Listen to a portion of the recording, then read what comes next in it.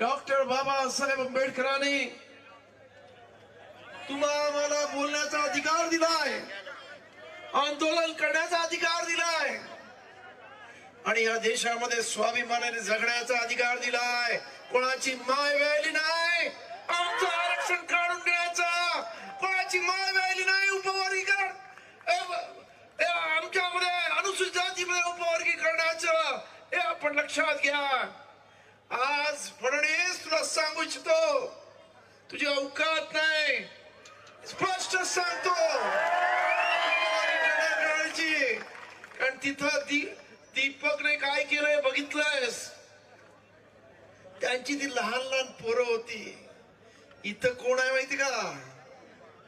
बाबासाहेबांची औलाद आहे. अरे जेव्हा मी हिंदू मिल ताब्यात घेतली बाबासाहेबांच्या स्मारकाला, तेव्हा हायकोर्टामध्ये माझ्या विरुद्ध केस टाकली आणि दाऊद नावाचा जज होता. तो असं म्हणाला, आज याने 12.5 एकर जमीन घेतली, अरे उद्या हे सचिवालय घेईल, तुमचे पोलीस करतात काय? तेव्हा मुंबईच्या कमिशनरला मुंबईच्या पत्रकाराने विचारलं की तुमच्याकडे मुंबई पोलीस होता, तुमच्याकडे SRP होती, त्या दिवशी तुम्ही रॅपिड ऍक्शन फोर्स आणला होता AK-47 घेऊन, तरी तुम्ही का अडवलं नाही? त्याने काय उत्तर दिलं माहिती का? मी त्यांच्यातले 25-50 माणसं मारली असती, परंतु माझा एक पोलीसही जिवंत गेला नसता. त्याशिवाय ही तुमची ताकद आहे, ही तुमच्यामध्ये तुम्हाला लोक कशी घाबरतात हे तुम्ही लक्षात घ्या. तुम्ही काही येडा गमाळ्याची औलाद नाही. आणि म्हणून फडणवीसला मला सांगायचंय की नादी नका लागू तुम्ही आमच्या. तुम्ही नादी लागला एकदा 2018ला भीमा कोरेगावच्या आमच्या 200 वर्षापूर्वी त्या तमाम महार लोकांनी केलेला प्रचंड जो संघर्ष होता, खऱ्या अर्थानं पेशवाई घालायचा पहिला आणि खऱ्या अर्थानं आमचं पहिलं स्वातंत्र्य या अनुसूचित जातीचं जे आम्हाला मिळालं ते आम्ही सेलिब्रेट करत असताना तुम्ही ज्या पद्धतीनं मुसलमानांवर आज दाबून त्यांना कोपऱ्यामध्ये घेतलाय, ख्रिश्चनांना दाबून कोपऱ्यामध्ये घेतलाय, तुम्ही प्रयत्न आम्हाला सुद्धा केला. अचानक त्या भीमा कोरेगाव मध्ये आमच्या आंबेडकरी समाजावर हल्ला केला. काय नतीजा झाला? 1 तारखेला 1 जानेवारी हल्ला केला, 3 तारखेला का महाराष्ट्र बंद झाला आणि नंतर मुंबईतून एकही इंटरनॅशनल फ्लाईट उडालं नाही. जगामध्ये चर्चा झाली मुंबईला झालं काय. तेव्हा कळलं की बाबासाहेब आंबेडकरांच्या लेकरांनी अख्खा महाराष्ट्र बंद केलाय. एवढी ताकद आहे तुमच्यामध्ये. त्यामुळे आमच्याशी कृपया आमच्याशी लढू नका. तुमची तेवढी अवकात नाही, स्पष्ट सांगतो.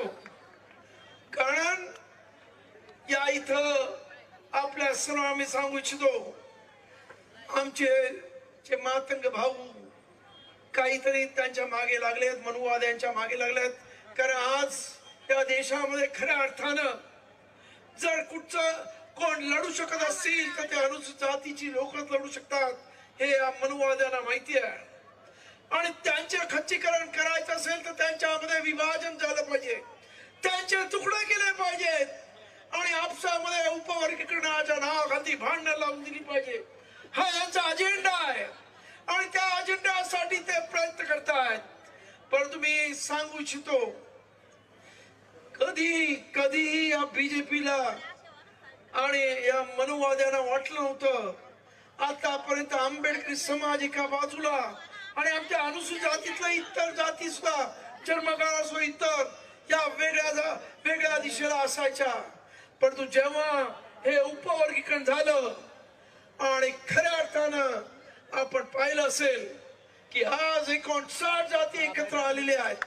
न भूतो न भविष्यती अशा पद्धतीने आज अख्ख्या महाराष्ट्रभर प्रचंड मोठे मोर्चे निघत आहेत. 27ला सोलापूरला त्यांनी तर मला सांगितलंय, साहेब तुम्ही अख्ख्या कुठच्याही जिल्ह्यात काढा, आम्ही चॅलेंज देतो, आमचा मोर्चा कुठच्याही जिल्ह्याच्या वरती झाल्याशिवाय राहणार नाही. त्यामुळं प्रत्येक जिल्ह्यामध्ये चॅलेंजने कार्यकर्ते उतरलेले आहेत आणि प्रचंड मोठे मोर्चे निघत आहेत. सरकारला सुद्धा कळलेलं आहे की आता हे उपवर्गीकरण करणं अशक्य आहे. आणि मी आज या स्टेजवरून त्यांना सांगू इच्छितो, काल तुम्ही जंतर मंतरवर अत्यंत लहान मुलांना 17-18 वर्षाच्या मुलांवर अमानुषपणे हल्ला केलाय. आज सुद्धा सोशल मीडिया अजून ती फोटो येत नाहीत.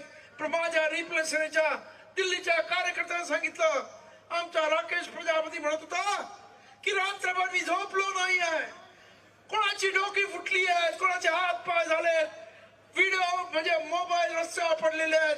एवढा वाईट प्रकारे लाठीचार्ज काल केलेला आहे, त्याचा मी जाहीर निषेध करतो. परंतु या मोर्चामध्ये उपवर्गीकरण करण्याचा प्रयत्न केला आणि मग आम्ही तो करू आणि आमच्यावरती चालून दाखवा तुमची काठी.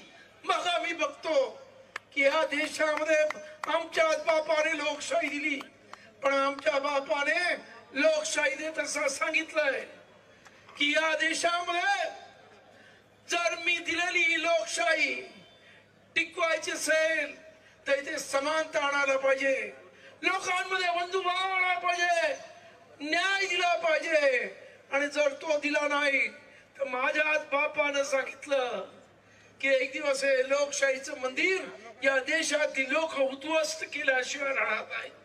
हा त्याने दिलेला त्यावेळेस 1926 जानेवारी 1950 त्याने दिलेला इशारा आहे. आणि म्हणून लोकशाही रूपांतर ठोकशाहीत होऊ देऊ नका, स्पष्ट सांगतो. आणि हे तुम्हाला मागात पडेल एवढं मी सांगतो. आणि त्यामुळं देवेंद्र फडणवीस आज दुर्दैवानं तुम्ही आमच्या एससीच्या आमदारांना भेटायला तयार नाहीत, त्यांच्याशी बोलायला तयार नाहीत. ही जी परिस्थिती आहे, तुम्हाला जर सत्तेचा मा झाला असेल तर उतरवायला ही आंबेडकरी जनता मागे पुढे पडणार नाही, एवढं लक्षात ठेवा.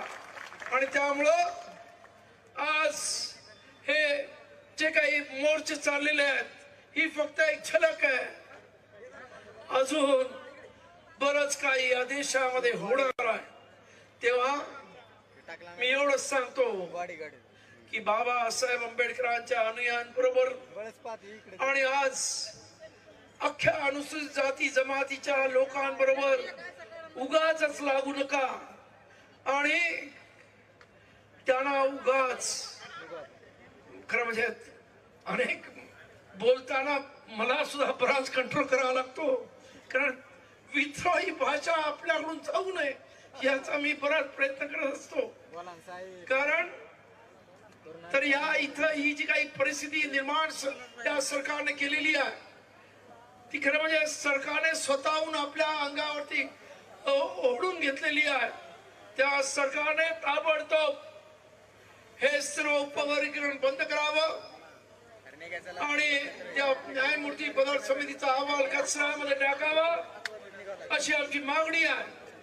त्याचबरोबर आता जे सेन्सस म्हणजे जनगणना चालली आहे त्याच्यामध्ये मी सांगतो की आज तुम्ही आंबेडकरवादी बौद्ध झालेला आहात, परंतु जातीच्या धर्माच्या कॉलमवर बौद्ध लिहा आणि जातीच्या कॉलम मध्ये तुमची पूर्वीची जात, मग ती मातंग असेल, महार असेल, चर्मकार असेल ती टाका, जेणेकरून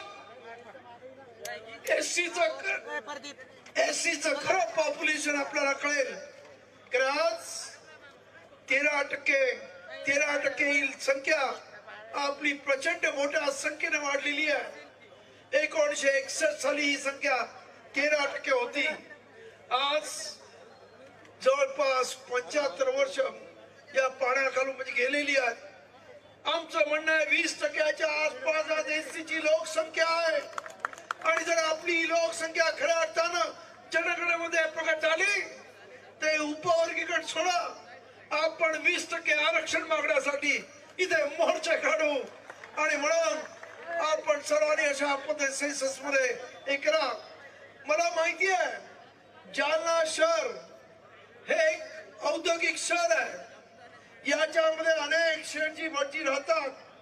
त्याच्यातला एक शेठजी इथे काही मातंगांच्या आमच्या बंधूंना पगारावरती ठेवलेला आहे. मी त्या शेठजीला सांगू इच्छितो, अरे नीट धंदा कर. मागे लागलं तर या जालन्यामधून पाहिलं पण थोडी होईल. त्याचं नाव घेत नाही, जालना करा ना, सर्वांना ते माहित आहे.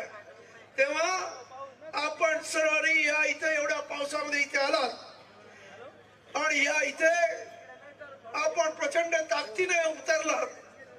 एक आपली मजबूत ताकद या सरकारला दाखवण्याचा प्रयत्न केला. आपल्या पुढच्या पिढीच्या भवितव्याचा विचार करून तुम्ही इथे आलात, त्याबद्दल मी आपल्याला क्रांतिकारी जय करतो. खरं म्हणजे अनेक विषयावरती बोलण्यासारखं आहे, परंतु पाऊस खरं म्हणजे आम्ही जिथे जातो आपण पाहिलं असेल, मुंबईत मोर्चा काढला त्याच दिवशी पावसाला सुरुवात झाली. आज इथे मोर्चा काढला. तुमचा जालना जिल्हा पाण्याला तहानलेला असतो, आज इथे सुद्धा पाणी पडलं. मला आनंद वाटतोय की तुम्हा सर्वांना हे म्हणजे निसर्गाने सुद्धा तुम्हाला साथ देण्यासाठी तुमच्या या उपकरण विरोधी मोर्चाला हजेरी लावली असं म्हटलं तर वाव घटणार नाही. तेव्हा आपल्या सर्वांना धन्यवाद देतो आणि असाच एकजूट एक निर्धार याच्या पुढे सुद्धा आपण करूया, जेणेकरून येणाऱ्या काळामध्ये आपल्यावरती अन्याय अत्याचार होणार नाहीत. आम्ही सर्व आंबेडकरवादी एक आहोत, एक विचाराचे आहोत. हे आज या इथं आपण जालना जिल्ह्यातल्या तमाम आंबेडकरवादी अनुसूचित जातीच्या सर्व लोकांनी जी एकजूट दाखवली दाखवून दिलेला आहे. मला पूर्ण खात्री आहे की सरकार आता नमतं गेल्याशिवाय राहणार नाही. कारण आज 1.5% विरुद्ध आज 18% लोक एकत्र आलेली आहेत. 20% अल्पसंख्याक यांच्या विरुद्ध आहे. 18% लोक यांच्या विरुद्ध गेले. त्यांचे हाल कुत्र्याचे होणार नाहीत. सत्ता तर जाऊ द्या, सत्तेच्या आजूबाजूला पण राहणार नाही. फक्त तुम्ही एकच करा एवढंच विनंती करतो.